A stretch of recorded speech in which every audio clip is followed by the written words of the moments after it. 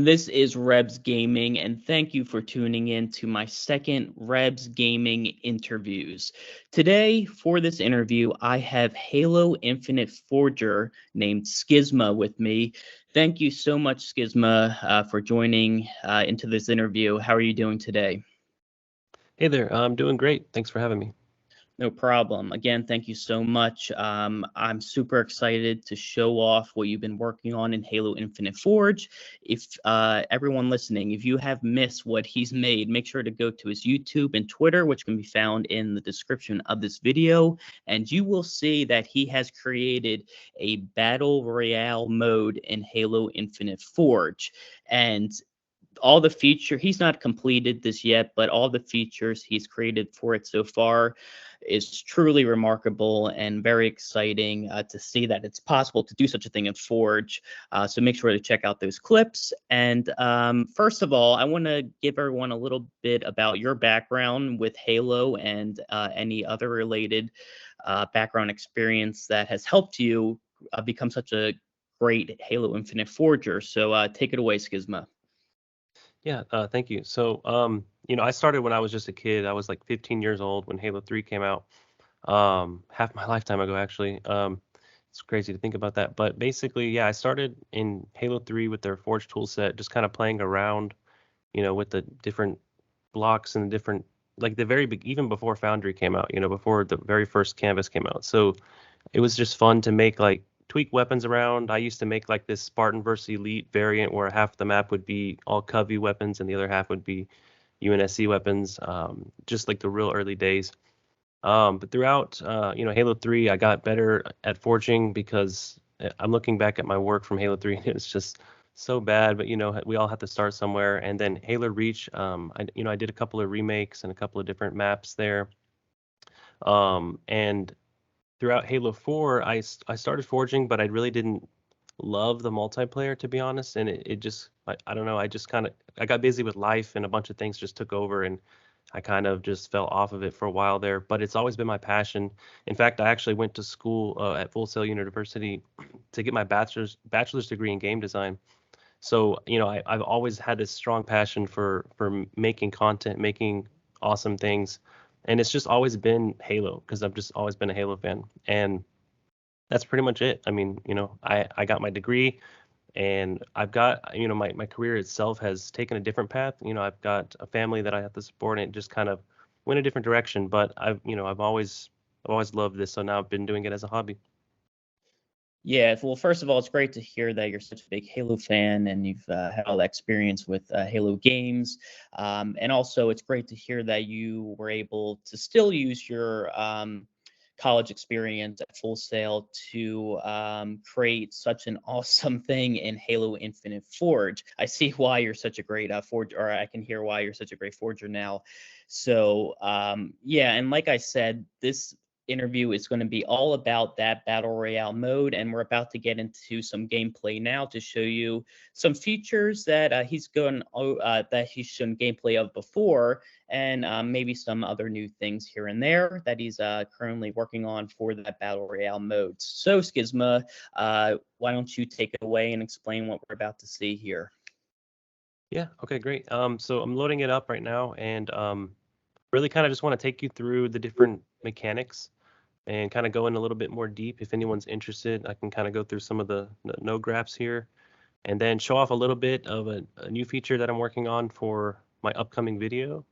So yeah, here we are. Here's the build. It's everything's kind of just scattered because I'm just testing stuff out. But let's see what we can start with. Let me show off the looting system a little bit. So here's the weapons. In my video for the loot, I actually was explaining that I'm in the final version, like whenever Forge actually comes out next week, actually on the 8th. I'm gonna make this fully fleshed out, but essentially, I can uh, duplicate these items, and it'll allow me to change the rarity of them. So, like for example, if I start putting a few of these out there, and then I add them to the script here, these are just object lists. So essentially, it carries it's a list that contains, all of the different things that I'm going to have in my loot system. So as you can see, we have the ammo case, the assault rifle, carbine, battle rifle, everything's here, but we only have one of each.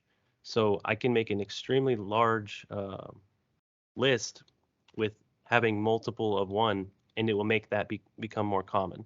So that's how I'm going to do it in the actual one. If I end up finding a better way to do it, I mean, there's always room to improve things, but for now, this is the way that I found to do it. So you just combine the lists, and you're setting it into a variable here. So I have one for the crate. So this is the weapon pool for the crates, and then I have the weapon pool for the baskets.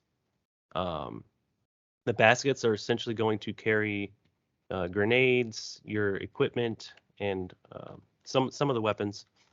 Right now, the equipment here is actually, if I press this, you'll see equipment is not working in this build to be able to be brought into the scripting system, so I can't actually add it. But in the final build, it should work just fine, I would hope. But that's really it as far as like setting the loot pools, and then the magic behind it. I think it's no, this is for the ammo case. Yeah, this is it. Okay. Okay. So this script here, it's basically all it's really doing is it looks pretty complicated. It's really not, and it's messy as well. So apologies for that, but it's some of the times you just can't get it clean. I'm really OCD about trying to keep my scripts clean, but sometimes it's just not possible. But anyways, what we have here is a node, an event node that says on object destroyed. So whenever the object that is being referenced, in this case the woven basket, is destroyed, we want to set the position of an item from the weapon pool, right? The basket pool, to be at the position of the basket that was just destroyed. It's pretty much as simple as that. This is making it so that it spawns in at a little bit in the sky by 2 units. So it's not just spawning on the ground. It gives enough room for it to fall. It just looks a little bit better that way, and it helps with other things too. But basically what this is so it's doing that, but then it's also running some checks. So if it's a plasma pistol, a battle rifle, anything that would normally be here, that's gonna just go just fine. However, if it's gonna run a check to see if it's an ammo case, right? So if it ends up being an ammo case, then we want to also bring in the switch. And then it goes on to the next check, which checks to see if it's one of the 3 armor systems that I have, or armor, the different armor tiers. So we have level 1, level 2, level 3. They're all named the same thing because, again, in this build, there's just a lot of problems. So in the final build, I'll be naming these like level 1, level 2, and level 3. But yeah, essentially it's running a check to see if it's an ammo case. If it is, then teleport the switch. And then if it's a cable cap, also teleport that according switch. So all of these here, you see object reference for the switches.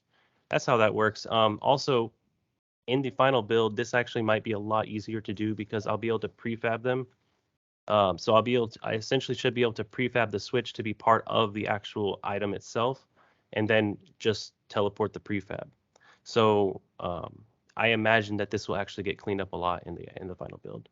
And then I have the same exact thing, but just for the other 2 sample the sample crates for my concept scene that's over here. So, but that's really about it for the loot system. Next, I guess I can show off. This is the 3-tier armor system I was talking about. Yeah, and before we continue on, real quick, Yeah.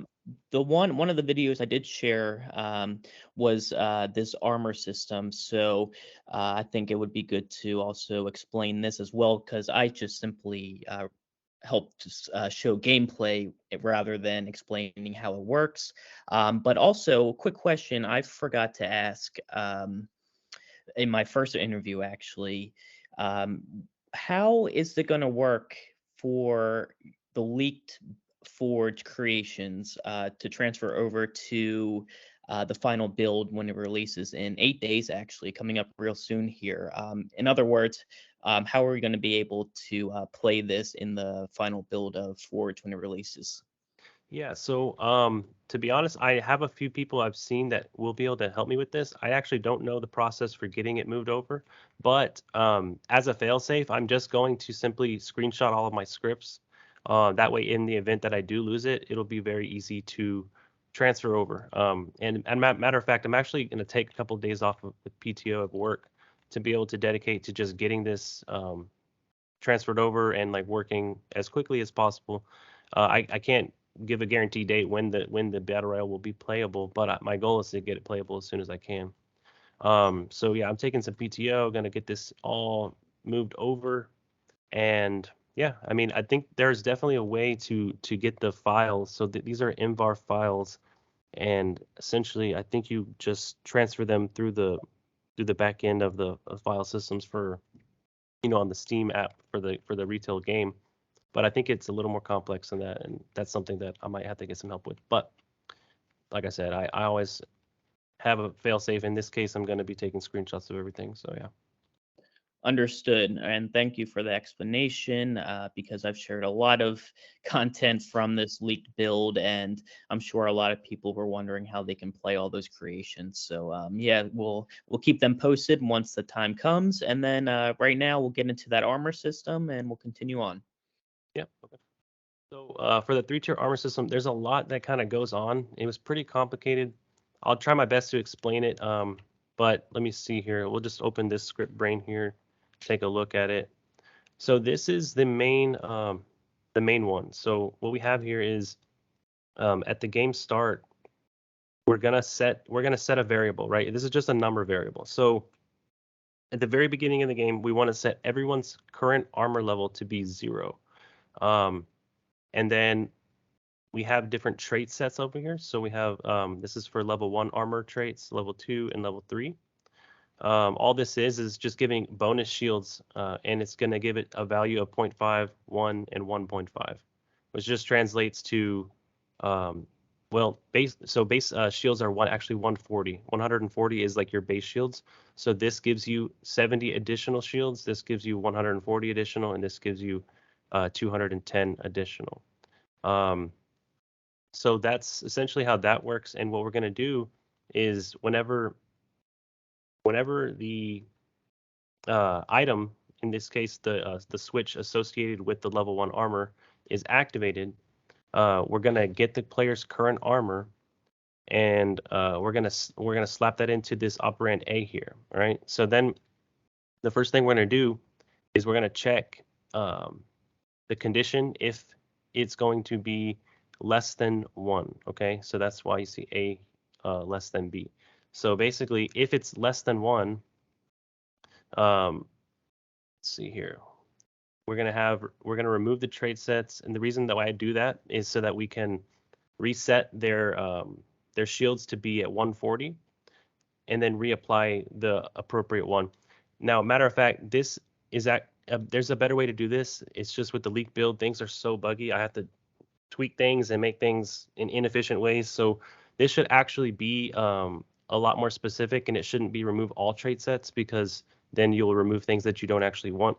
But for the sake of like what I'm doing now, this is what's been working for me. So, but yeah, so essentially we're going to check if they have a level, if it's less than level 1, which would mean 0.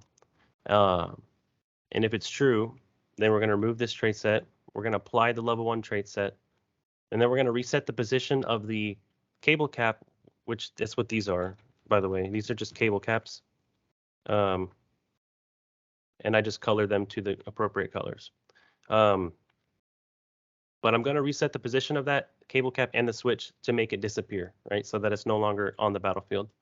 And then I'm going to set the player's current armor level to be 1. And that's really how that works. And then we just go down the list. So then after the next thing that it will do, let's just say it's not, and I'll only explain this for one because it's redundant to do it 3 times, but you get the idea once I explain for the first one. So essentially, after we check if the player's armor level is 1, or I'm sorry, less than 1. If it's not, right? If it's not less than 1, then we're going to do another check. We're going to check if it's equal to 1. Okay. So if it is level 1, well, then we need to make sure that the armor has taken damage, because if it's a full level 1 armor, they should not be able to pick that up, right, on the battlefield, because it would just be a waste. So we're going to do a check to see if it is level 1 armor, see if their shield level is less than the maximum for that tier, which is 209.99. And if it is less than that, then we're going to apply the same traits that it says before. And then if it's not, well, then nothing happens. And basically the player tries to pick it up and then nothing happens.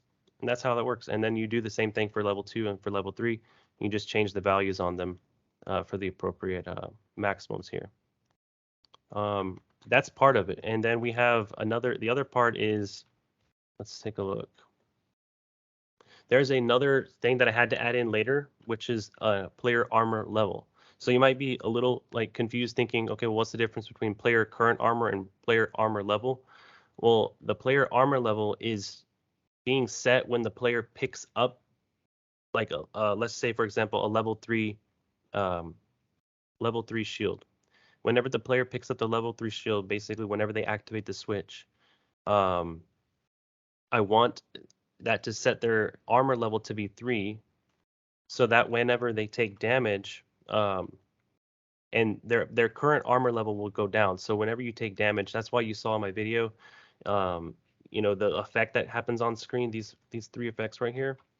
If the effect goes down because their armor level, their current armor changes, I would still want them to be able to regenerate their health up to their armor level, right? So like if I get a level 3 armor and then I get into a fight and I barely win that fight, I don't want to punish the player by taking away all their rare items, like their rare armor that they found, and then now they have to go find another one, and more than likely it's going to be a green one, right? Because these are going to be the most rare. So instead, I'm tracking their armor level, so that way, whenever they find healing items, which we'll get to that in a second, it will be able to regenerate them back up to the proper shields. Because if I was just storing everything into their current armor level, it wouldn't be able to do that. And yeah, so that's why I have a player current armor and a player armor level. Does that make sense? Awesome. Yeah, I mean, for the forgers who I've shared content of on my Twitter, they, I'm sure, understood that very clearly and are going to use that to create some awesome things. Hearing what you're explaining is very useful.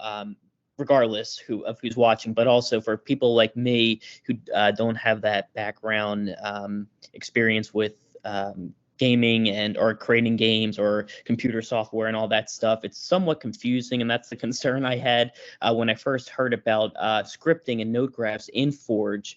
It just looks so complicated, and seeing these long, elaborate node graphs or scripts rather is just, first of all, impressive that you were able to figure it out and create such a thing.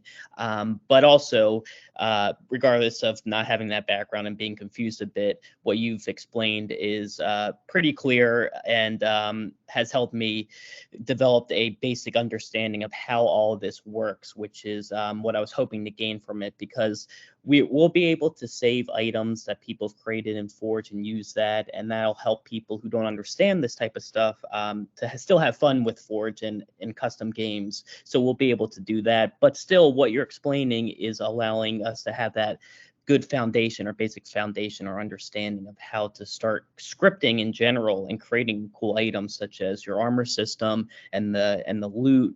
And also, the only other thing that I think you've shown off so far, and that I've shown off of yours, is the drop pod. Now we can get to that later in the video, but that's something that I would love to see how it works real quickly, even because I actually did show a similar drop pod in my first interview with Clen, who's creating a campaign style mission, and he has a cinematic intro, quote unquote, where you're landing into the campaign level or custom game in this drop pod that he created in Forge, and it crashes down, and he kind of went over how that works. So feel free to go over that, but I'll let you take over from here.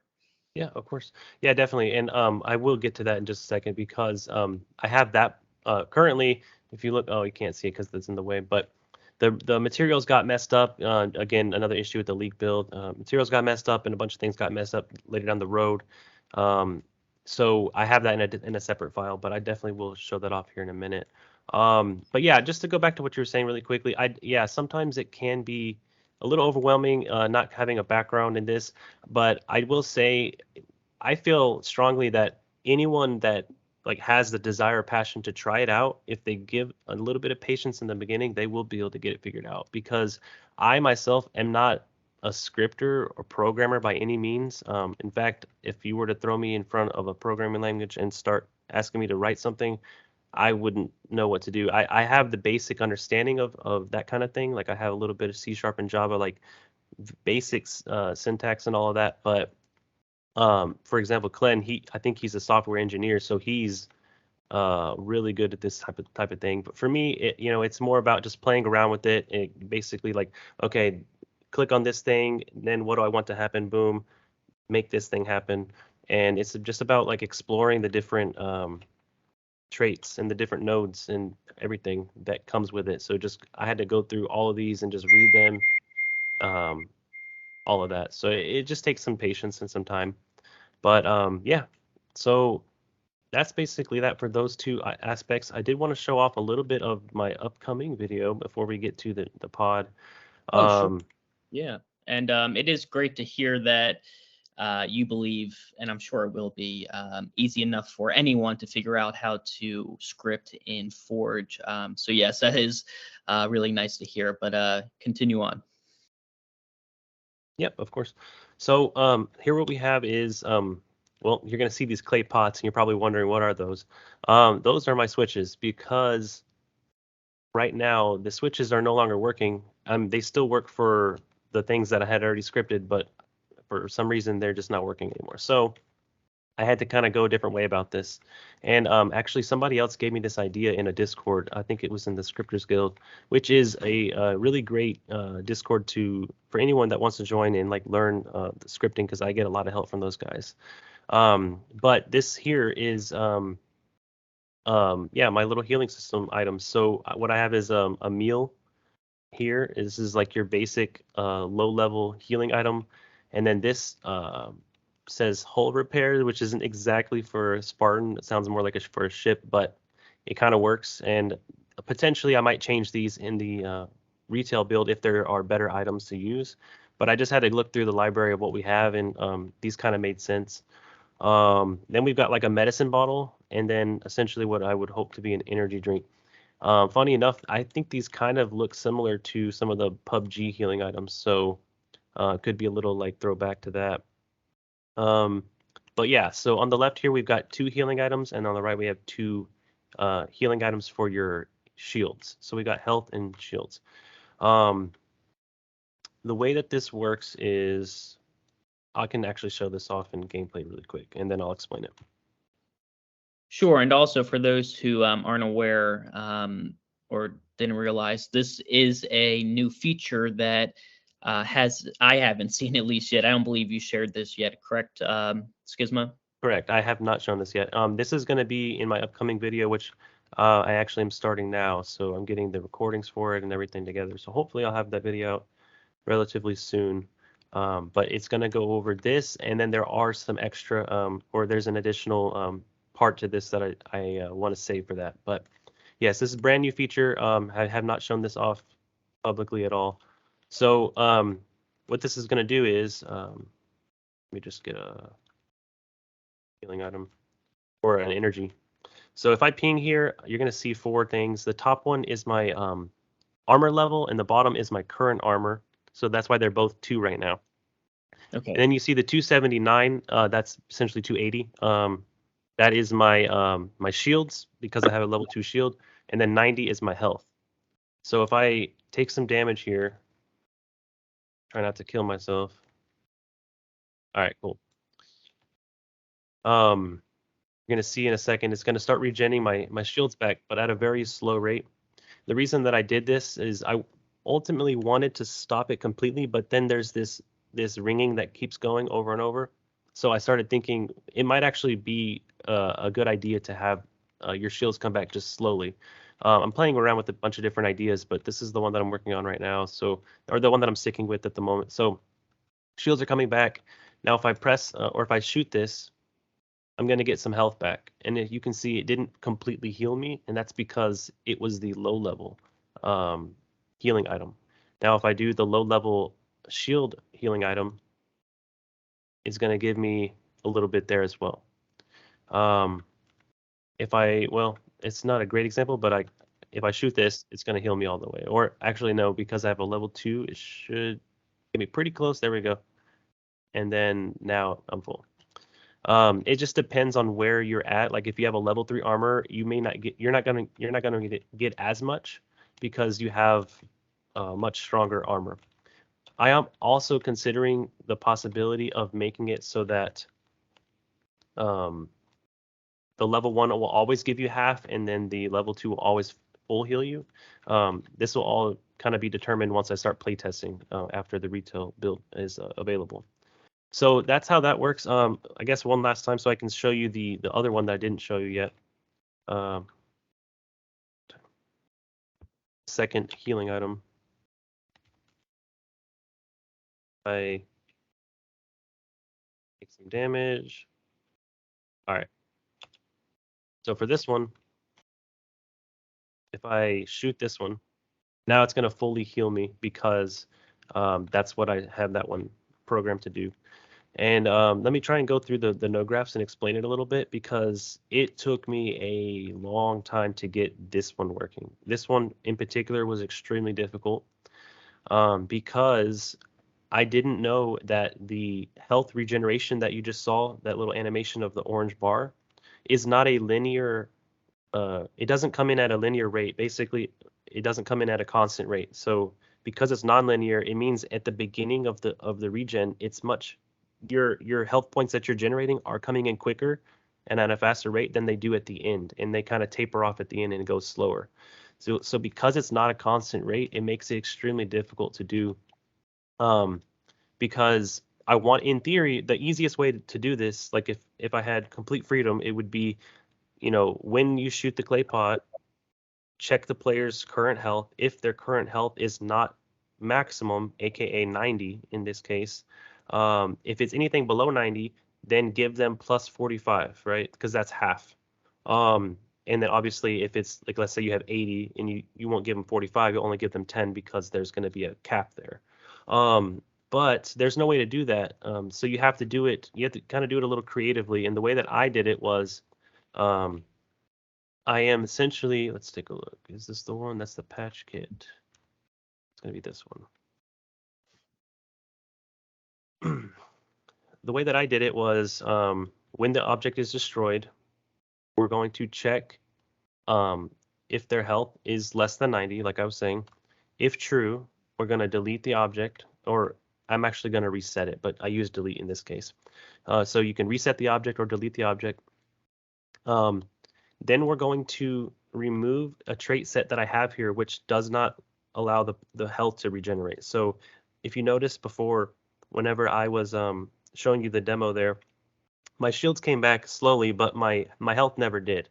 And that's because I have a trait set over here that basically says player health, no recharge. So all it is it's just stopping the ability for the health to regen.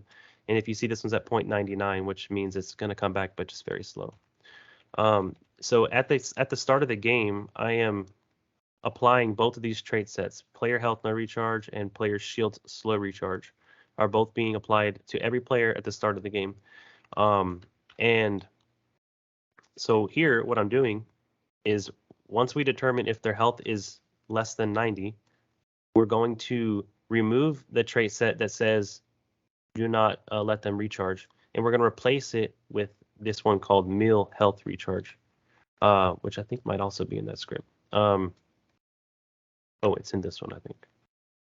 Yeah.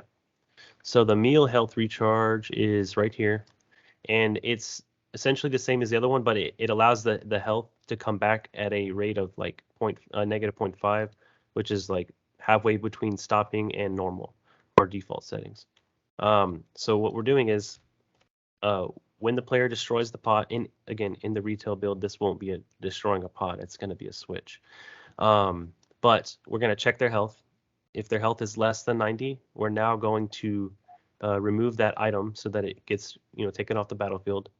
Then we're going to remove the trait set that says do not recharge. We're going to replace it with the one that says do recharge. And then we're going to run a check to see, this is where it gets really complicated. We're going to run a check to see what tier or what bracket they fall under of their current health. I'll get back to that in a second, but basically we are going to apply this trait set for a certain amount of time, and then we're going to cut it off and go right back to where we were before.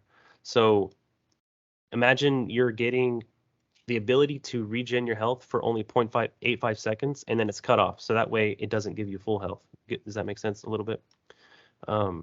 Yeah, I okay. gotcha. Gotcha, cool. And then so this complicated stuff down here, because I said, remember earlier I was saying how it's non-linear, meaning it's not a constant rate. And because it's not a constant rate, if their health was, let's just say 70 out of 90, and I apply this, well, if it was 70 out of 90, most likely it would fully heal them. But you get what I'm saying. If it was closer to the end of the spectrum, it's going to give them less health for the same amount of time than it would if they had only 1 HP, because at the beginning it goes a lot faster. So it makes it extremely difficult to give them exactly 45 HP, which is what I want. The ultimate goal for this healing item is to give them 45 HP. So I have a system that gives them on average 45 XP or HP. The reason I say on average is it's just I haven't found a way to make it exact. So what I have is I have a spectrum here that gives them on average 45 HP, but it could give them 42 or 48 depending on where they fall. So what we have is we're checking to see if their health is less than 11.25. So I took 45 and I divided it by 4, and you've got, if their health is less than 11.25, we're going to give them the health for 0.85 seconds.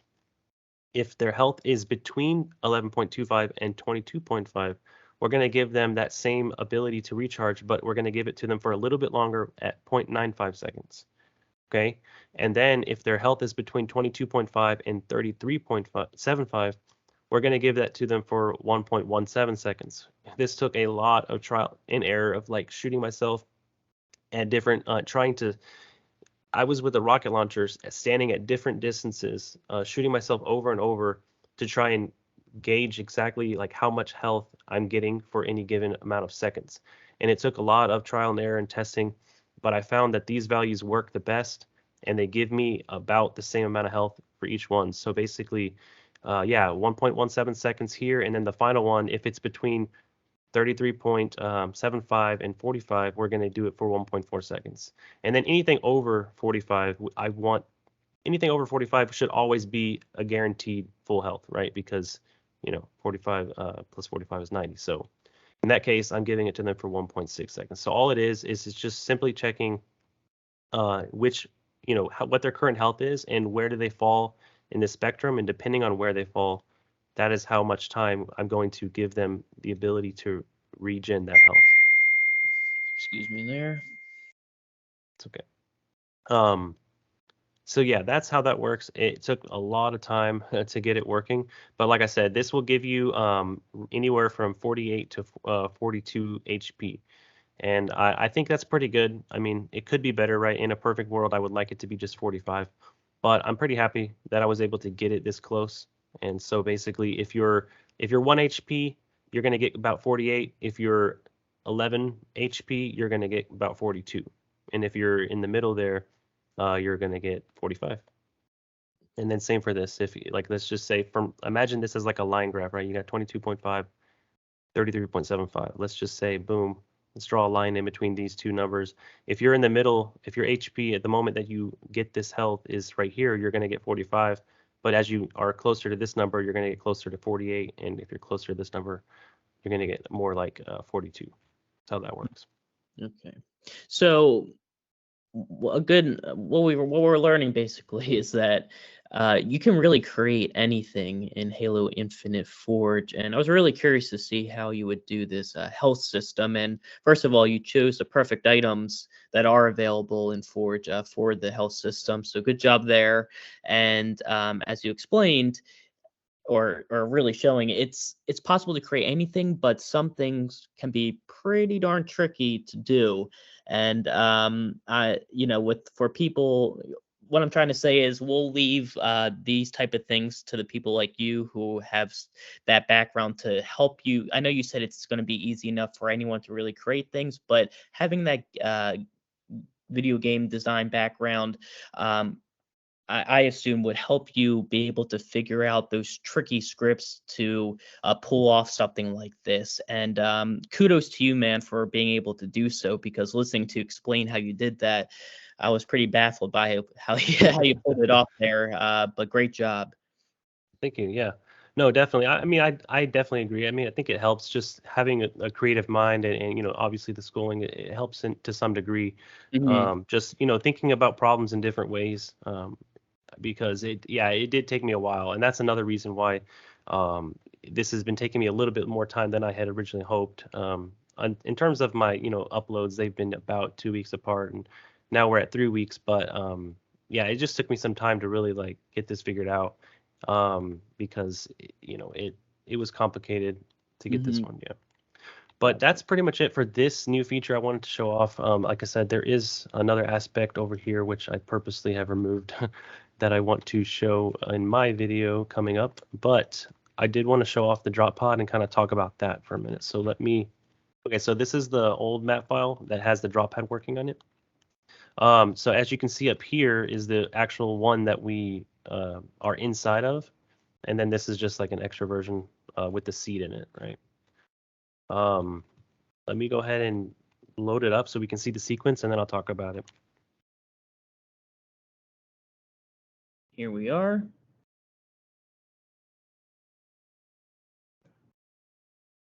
And we're dropping. This is the gameplay, one of the game clips that I've shown of this Battle Royale mode, and that was epic. When I first saw it, my first reaction was just my mouth dropped, and I just couldn't wait to get my hands on this. But yeah, people freaked out when they first saw that gameplay. It did really well. So many positive reactions, all the retweets. People are excited to see the final product of this, man. So yeah, continue with the great work you're doing, and I'll let you take it from here. Yeah, okay, great. So for this one, I'm going to show y'all how this works. And I also do want to preface this with the fact that it is extremely difficult to get it working. It's, to be honest, you're going to see how it works in a moment, and you're going to say, wow, I did not expect that to be how it happens. But what we have here is I have a scene that I made, and I've got this drop pod. Now, the thing about my drop pod is because I made it so detailed, all these objects are static, right? Which means that they technically cannot be scripted upon. Any object that, as soon as you change the scaling to it, it becomes static. You cannot scale dynamic objects, which are the objects that you can use in scripting. And it makes it difficult because it's like you can have a really, really detailed drop pod like mine, but you're limited in what you can do with it. Or you can have a basic block, that has no detail and doesn't even look like a drop pod, and you can have full control to do crazy scripting. So it kind of sucks, but it is what it is. And so in order for me to make this, I had to really think outside the box again here with like me thinking creatively and just trying to find a way to make it work. And so now let me go ahead and actually reveal how it works and then talk about it. So if I go back in here and then I switch my spawn position, see how this actually works.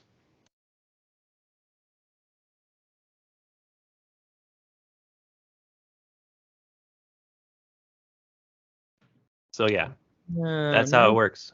It's actually not moving at all. Wow. It's all an illusion. So this pod never moves, and That's the trick. Is I move the entire scene all at once to make it happen. But there is a lot of issues with this, and I just want to be transparent up front. There's a possibility that I might have to cut this, or at least keep it and rethink about it later. Because the thing is, if I move forward, uh, if I move forward with this the way that it is, there are so many restrictions. It may detract from the experience, and that's not something that I want to do. And it really sucks because I really, really like this, and I'm still going to try for it. I'm still going to do my best to get this working in the actual build. But the reason that I'm saying that it may not make it is because for the same reason that that can't move, the only reason that these can move is because they're dynamic, which means you cannot change their properties. You cannot rescale them. The moment that I try to scale it, see, it cannot scale the object. So if I go in here and I switch it to static, now I can scale it. But if I'm scaling it, I can't move it anymore. And in order to make a really good looking map, I mean, I'm gonna need to scale these. We're gonna need to scale these, and it just makes it tough. There's a lot of different things I've been thinking about, such as only making the players spawn, or only making it so that certain sections of the map, like this one, like imagine like this being a tiny little endpoint of the map, and only this section is has the ability to move, and then the main part of the map never moves. But then I would need to do a line of sight blocker, like fog or something, so that you don't see that. So it's just really, really technically difficult to get this working in the actual full version of the map. Another thing is, it's already pretty limiting in the fact that you were never going to be able to choose your location. It was always just going to be like a random, like one of the 24 players is going to spawn in this drop pod, and where you land on the battle royale map is completely not up to your choice. And that's just because, you can't move them. So if I do cut it, which I might have to, but I'm trying not to, but if I do cut it, the version that I will make will allow for so much more freedom. Like it will be your traditional, like jumping out of a ship that's flying through the map and like deciding where you want to land, So there's a lot of benefit in that too, So it's a tough call, and I'm still considering what I'm going to do with it. But I just wanted to put that out there so that people kind of have their expectations, not too overhyped on the drop pod, just in case something ends up having to be taken away from it. Understood. Yeah, I mean, it's such a cool concept, and seeing it gameplay of the whole area move up to the dropship, and that's actually one of my favorite features about Forge, besides from scripting and object scaling, is being able to have objects move. It just allows for so many possibilities. So that was really cool to see. But you brought up a good point. If you do have to remove that feature, then it allows in creating another script for the drop pod. It'll allow for more freedom and other stuff like you were saying. So yeah, there's pros and cons to that, and thanks for explaining that to everyone as well. Okay, so there's something else I did want to share, a bit of an announcement. Does that sound okay? Yep, go for it, man. I'm excited to hear what it is. Yeah, so basically, in me making this Battle Royale, I did want it to be like a really big project and something that is the best that it can be. So I am going to be collaborating with a couple of forgers. I have Infinite Forges. He's been brought on as like a level artist, so he's going to be making the map look amazing. I also have Unique Forges, who's going to be potentially supplying a couple of his remakes, so we can have some POIs as some of the drop locations. And then I have another guy, Wild 1551, who's a concept artist. So he's going to be drawing up some POIs and different things. So it's just really cool to be able to, collaborate with some people and try and make this the best that it can be. Well, I'm very excited to hear that. First of all, because I've spoken with Infinite Forges through messages on Twitter, and I was wondering why he commented right away on my announcement for this interview that I made yesterday, and he said, "Oh, I can't wait for it. When's it going live?" So now I know my answer. So that's great to hear. I've spoken through messages as well to Unique. Many times I've shared all of his creations so far. He reaches out to me from time to time, so I'm glad to hear you're working with him. And like I told Glenn in my first interview, I just hope everyone, all of you guys, all the forgers collaborate, because you have so many talents when it comes to creating certain things in Forge. And if you combine all your talents together, you could create something wild and epic in Halo Infinite Forge. So yeah, man, I'm very excited to hear that. Yeah, thank you. Yeah, I'm excited too.